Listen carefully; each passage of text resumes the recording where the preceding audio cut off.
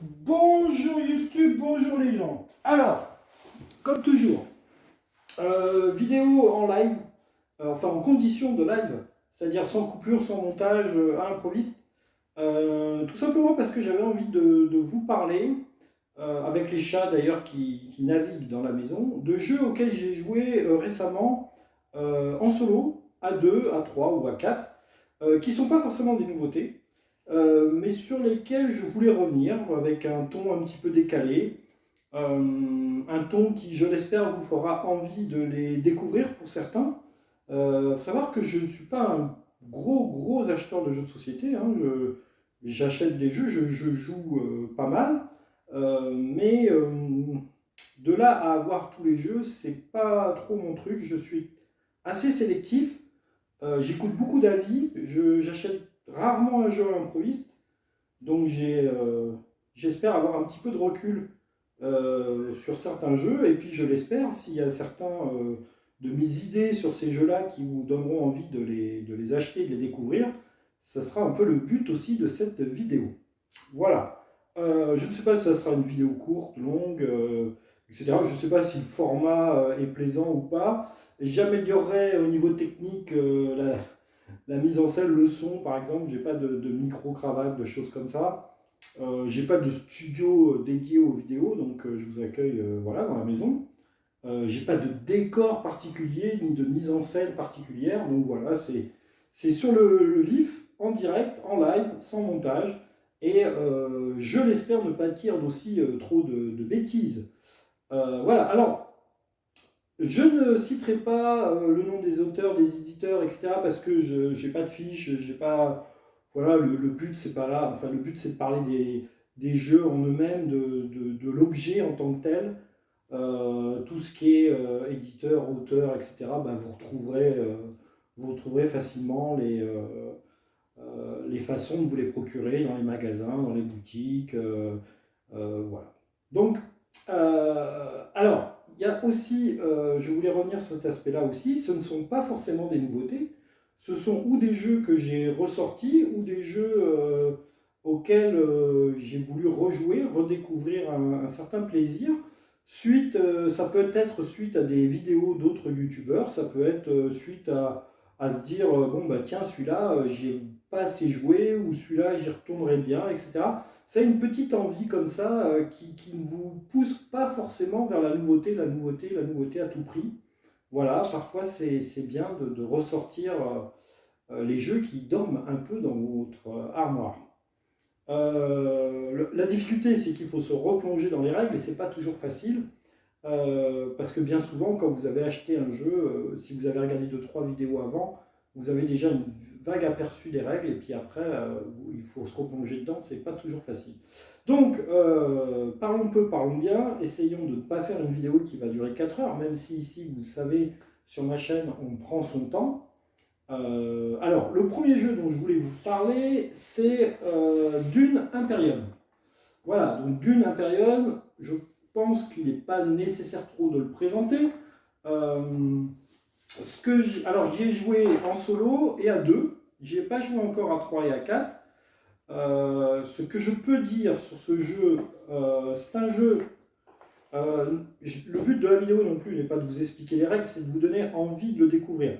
C'est un jeu, on va dire, de placement d'ouvriers qui mêle placement d'ouvriers et deck building. Donc déjà, ce sont deux associations d'idées de jeu qui ne sont pas encore exploitées à fond. C'est-à-dire on a ou des jeux de placement d'ouvriers, ou on a des jeux de deck building, et on avait du moins à la sortie de Dune, rarement des jeux qui mêlaient à la fois deck building et placement d'ouvriers. Ici, le dosage est excellent, c'est-à-dire on n'est pas dans du jeu expert compliqué, on est dans du jeu relativement accessible, on va dire pour les joueurs.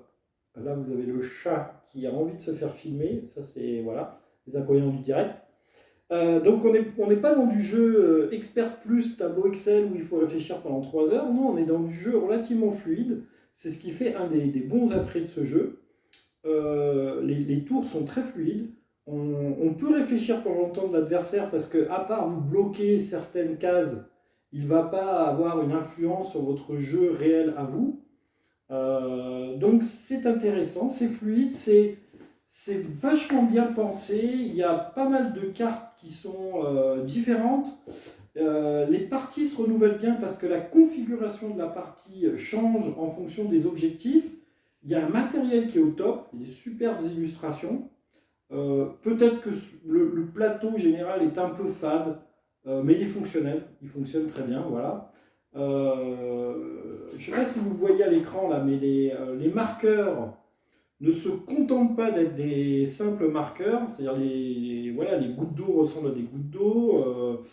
Bon, l'argent, à la limite, c'est relativement neutre, mais l'épice, voilà, a une couleur bien orangée, etc. Vous avez des factions différentes aussi pour renouveler les parties, avec un seigneur qui a quelques pouvoirs, etc. Honnêtement, à deux, ça fonctionne très très bien, hein. C'est très fluide, les parties sont relativement courtes aussi, pas trop longues. Comptez 1h30, 2 heures, grand maximum, à deux, voire moins même. Pour des gens qui connaissent les règles et qui ont pratiqué quelques parties, c'est super fluide, super agréable. En solo, j'ai testé aussi, c'est très très bien. Là, vous avez. Alors, en solo, je préfère les jeux par exemple où il ne faut pas forcément battre un score, mais combattre une IA. Et là, c'est le cas dans Dune. Et vous n'allez pas combattre une IA, vous allez combattre deux IA. Donc, le solo est simple. Mais on se triture bien la tête, voilà. Il est vraiment sympa pour gagner une partie solo. C'est pas... En plus, il y a des niveaux de difficulté qui peuvent vous mettre des bâtons dans les roues si vous voulez battre les différentes IA. Non, j'ai trouvé vraiment une belle réussite ce Dune. Une belle réussite, voilà. Pas le...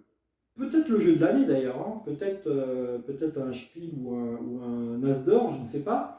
En tous les cas, je pense que dans les sélections, il ne faudra pas l'oublier, parce qu'il il est pas mal, il est vraiment pas mal. Ensuite, je vous présente aussi Red Rising. Red Rising, alors là, on est dans la gestion de cartes qui ramène des points. Alors, c'est pas vraiment du deck building, c'est-à-dire, c'est pas vraiment, vous n'allez pas constituer. En fait, vous allez, c'est quand même un peu du deck building. Vous allez constituer votre main et votre main va rapporter, on va dire, 60% de vos points de victoire. Et votre main va être constituée de cartes et qui vont déclencher des bonus de points de victoire les unes avec les autres. Voilà, je ne sais pas si je suis très clair, mais le but c'est un peu ça, c'est-à-dire que vous avez, là aussi au niveau des règles, c'est très simple, c'est-à-dire je pose une carte et je fais le pouvoir de mon personnage, et ensuite je prends une carte sur un lieu et je fais le pouvoir du lieu où je n'ai pas posé ma première carte. Voilà. Ça fonctionne très bien. Il y a beaucoup de cartes différentes, donc du coup, il y a beaucoup de combinaisons à faire. C'est basé sur un roman, donc au niveau du background, au niveau de l'histoire, du vécu du jeu. C'est intéressant, on peut s'y plonger après, c'est-à-dire on peut acheter les romans et se mettre à la lecture des romans, puisque ça colle bien au roman. Bon, les mécanismes du jeu, etc., sont un peu plaqués parce qu'on ne peut pas se dire pourquoi tel personnage fera en sorte de marquer tel point de victoire s'il va à tel lieu. Bon, il n'y a pas vraiment d'explication logique à tout ça, mais ça nous permet quand même de nous évader dans un univers qui est un petit peu différent des univers qu'on a l'habitude de connaître.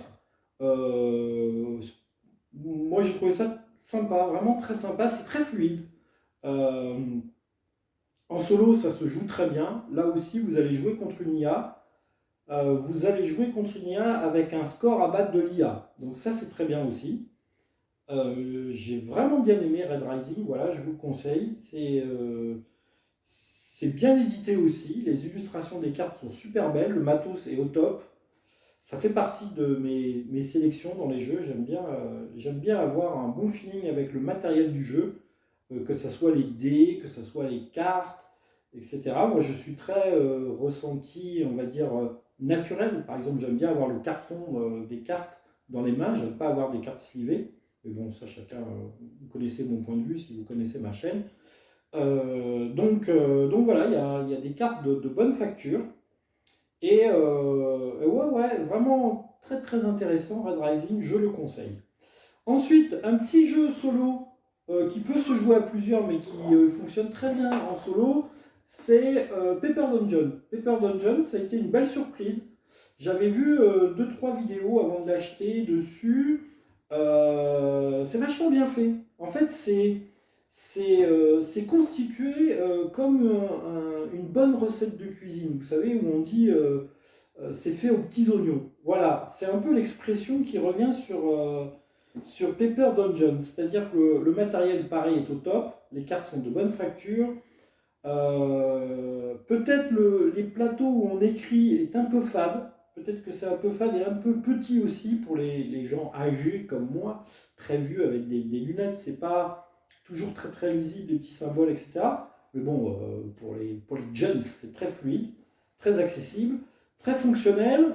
Là aussi, rapide, pas très long, avec des configurations de parties qui sont là aussi très différentes. Donc ça, c'est bien pour le côté j'ai envie d'y revenir.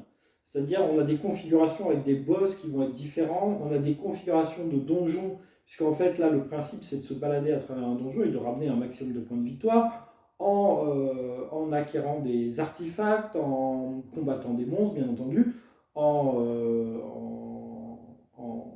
battant des boss. Voilà, et en obtenant des bonus en fonction, là aussi, d'une configuration de départ, c'est-à-dire en accomplissant des objectifs. Voilà. Donc tout ça vous triture bien les méninges, voilà.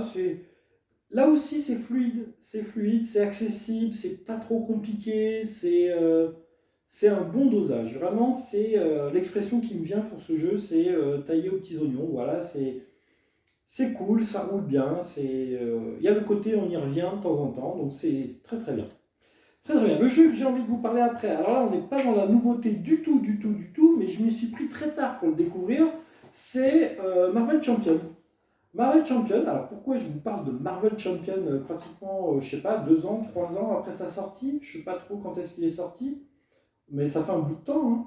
Ben, et en fait, j'ai toujours un petit peu freiné par ces jeux de Fly Fantasy Game, là, de FFG, où il faut racheter, racheter, racheter, souvent des compléments. Alors c'est très bien quand vous êtes à fond dans votre jeu et que vous y investissez totalement. C'est-à-dire en fait, vous ne sentez pas le prix passer des extensions et des compléments parce que c'est, je veux dire, vous êtes investi dans votre truc, donc à la limite c'est de l'investissement pour renouveler vos parties.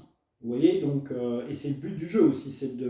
Là, on est dans du jeu de super-héros, on est dans du jeu de deck building, là, pour le coup. Et il y a pas mal de systèmes qui rendent le jeu intéressant.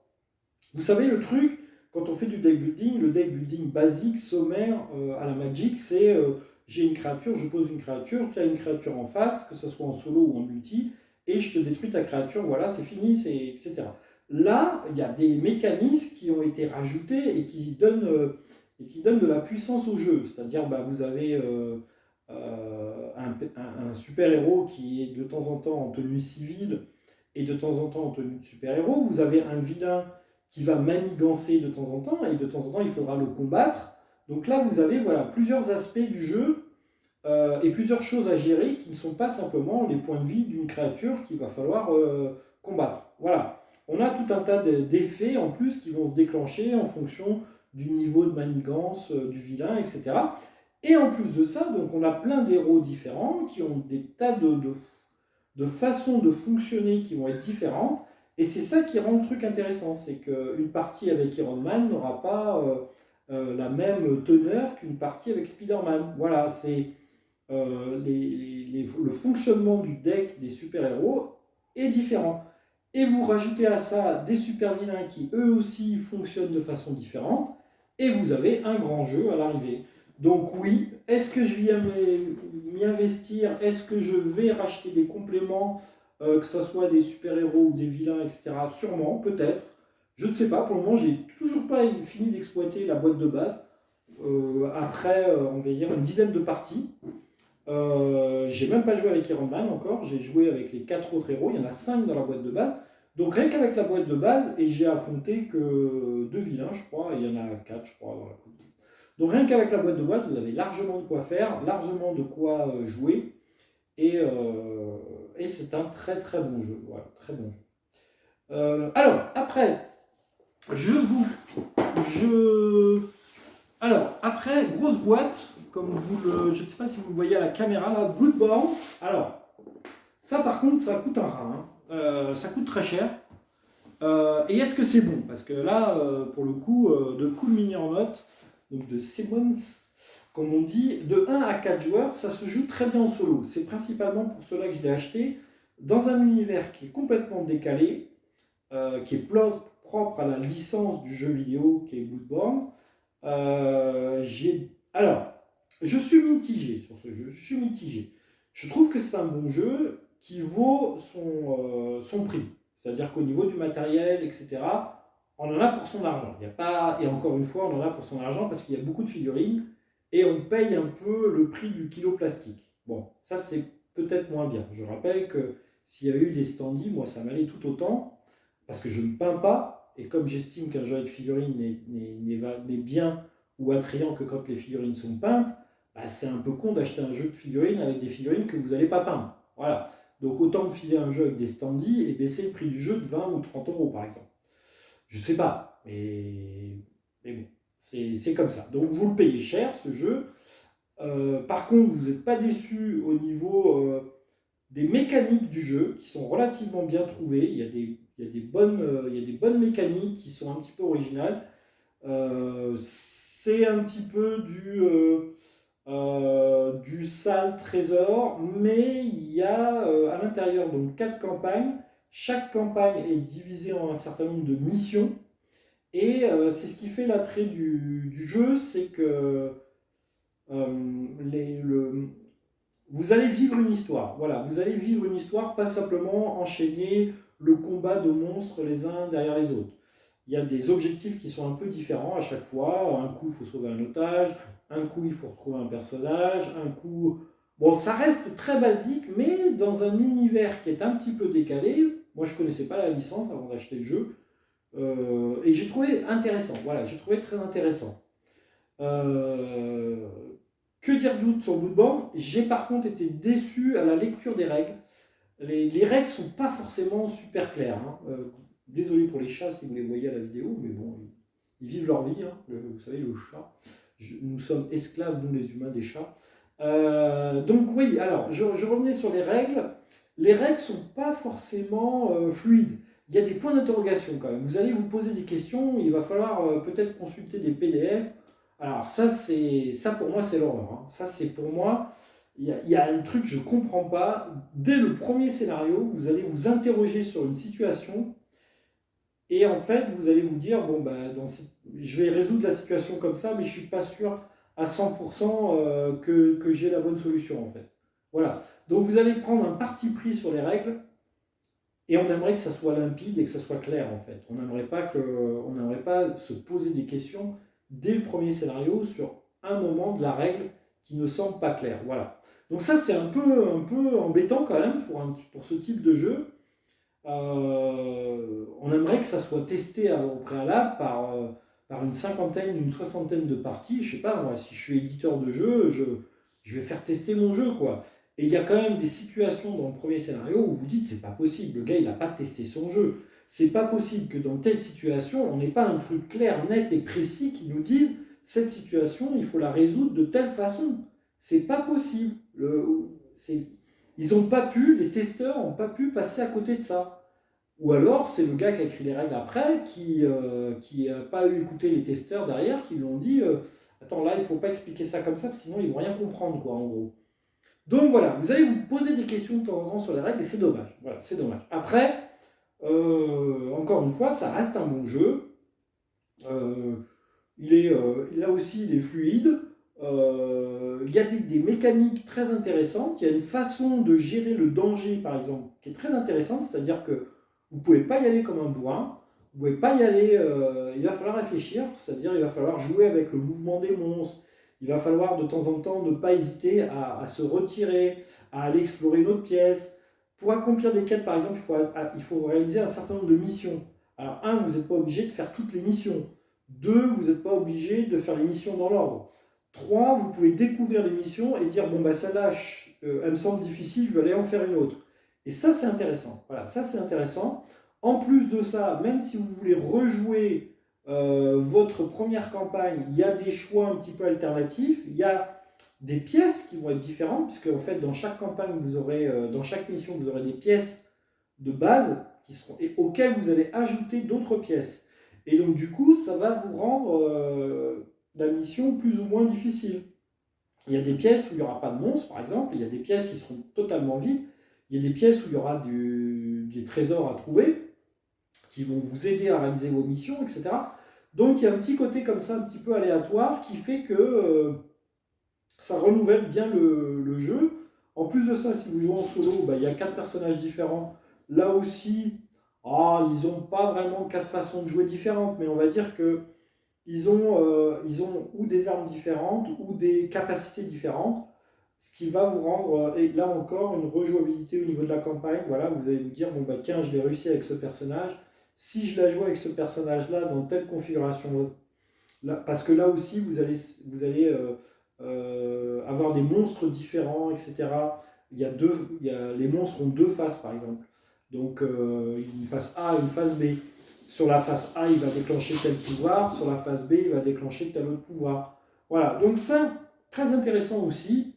Des configurations de parties différentes, ce qui m'a bien plu dans Bloodborne. Voilà, ça reste un bon jeu. Voilà, ça reste un bon jeu avec quelques interrogations sur les points de règle que je vous ai dit qui voilà, peuvent vous titiller un petit peu.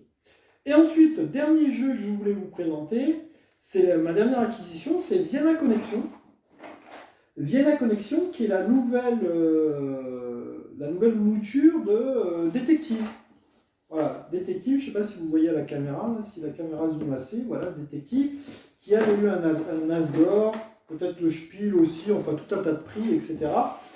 Qui avait ce côté très intéressant, qui pour moi est pas mal dans les jeux d'enquête, qui mêlait l'application, les recherches Google, avec un jeu d'enquête policière basé sur un univers bien réel et bien concret. Donc ça, j'avais trouvé ça, moi, dans le premier détective, super intéressant. Je vais vous prendre un exemple. On vous parle je sais pas moi, on vous parle d'une bataille qui a eu lieu pendant la Seconde Guerre mondiale, ou des actions qui ont été commises dans un village, etc. Et vous allez chercher dans Google, etc. Et hop, vous retrouvez réellement les lieux, les actions qui se sont déroulées, etc. Et donc du coup, ça donne vraiment l'impression d'être un enquêteur qui se creuse un peu sur l'environnement, ou du meurtre, si c'est un meurtre, ou je sais pas moi, de l'objet qui a été volé, qu'on veut rechercher, etc. Donc il y avait cet aspect-là dans Détective que j'aimais beaucoup. Sur Vienna Connection, j'étais un peu déçu parce qu'ils ont mis ça un peu de côté. Ça existe toujours, c'est-à-dire vous pouvez toujours taper un lieu et faire une recherche dans Google pour voir si ce lieu existe. Et oui, il existe. Et oui, vous pouvez en sortir quelques éléments qui vont vous aider dans votre enquête. Mais on a perdu l'aspect commissariat de police avec les empreintes digitales, avec l'historique des personnages, etc. On a perdu ça, qui a été remplacé par un espèce de choses un petit peu à la Unlock, où on décode des messages secrets, ou une espèce de jeu de piste comme ça, qui moi, personnellement, alors c'est moins mon truc. Pourquoi c'est moins mon truc? Parce que j'aime absolument pas être bloqué dans un jeu. Puis je n'aime pas comprendre ce qu'on me demande de faire. Ça, c'est deux trucs que je n'aime pas trop dans les jeux d'enquête, c'est rester bloqué et ne pas comprendre ce qu'on me demande de faire. Ça m'est arrivé dans Diana Connection avec un code à un moment où je ne comprenais pas le pourquoi du comment. On nous met ça là comme ça, là, ouais, alors pourquoi on nous met ça? C'est. Voilà, c'est. Après, l'univers est vachement bien. Ça se dit pas trop vachement, hein, je trouve pas ça beau d'ailleurs, vachement. L'univers est vraiment bien, c'est l'univers de la guerre froide. C'est une époque de l'histoire que j'aime, moi personnellement, que j'aime beaucoup. Il y a eu beaucoup d'embrigadements politiques, de faits historiques on a frisé une troisième guerre mondiale, etc. Il y avait vraiment le bloc soviétique, le bloc USA, etc. Et là, on est un coup on est à Berlin, un coup on est à Vienne, Vienna Connexion. Et donc, les agents secrets soviétiques se mêlent aux agents secrets de la CIA, tout cela avec, vous mêlez tout cela avec des associations politiques ou anarchiques ou nationalistes, etc. Et ça vous donne avec de l'espionnage, du contre-espionnage, etc. Donc ça vous donne un environnement historique qui est vraiment très sympa. Voilà, qui est vraiment très sympa. Les personnages du jeu sont intéressants. Il y a des choses, il y a des, bien évidemment, comme tous les jeux policiers, il y a des fausses pistes, il y a des choses qui vont impliquer d'autres événements, etc. Donc ça, c'est intéressant. Vraiment, ceux qui écrivent les scénarios sont forts, sont balèzes.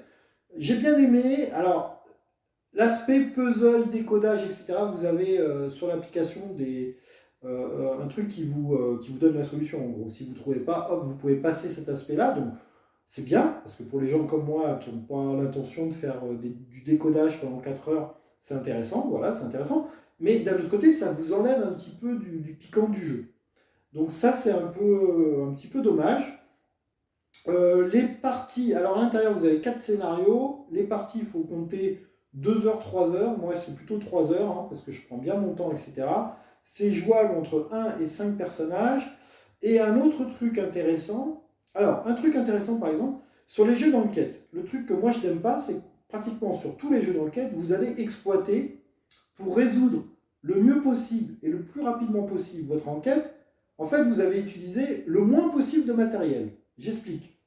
Si par exemple vous avez 60 cartes à découvrir pour réaliser l'enquête, et que pour faire un bon score, il faut en lire que 30, bah, il y a 30 parties des cartes que vous n'allez jamais lire en fait. Parce que comme vous avez réussi votre histoire, comme vous avez trouvé le coupable avec 30 cartes, bah, les 30 autres cartes, ou vous allez les lire pour le plaisir de les lire, ou un jour vous allez prêter le jeu, vous allez rejouer 5 ans après parce que vous aurez oublié la solution du premier scénario, et vous vous direz, bah tiens, je vais partir dans une autre piste.